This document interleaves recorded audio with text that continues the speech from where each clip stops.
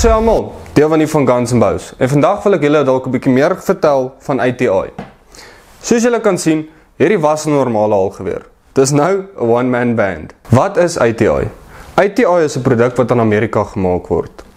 Dit word gemaak uit duursame materiaal uit, soos julle kan sien, van jou shell holders tot foldable stocks, tot verstelbare agterkante, even die voorends. Moenie settle vir plain and boring nie.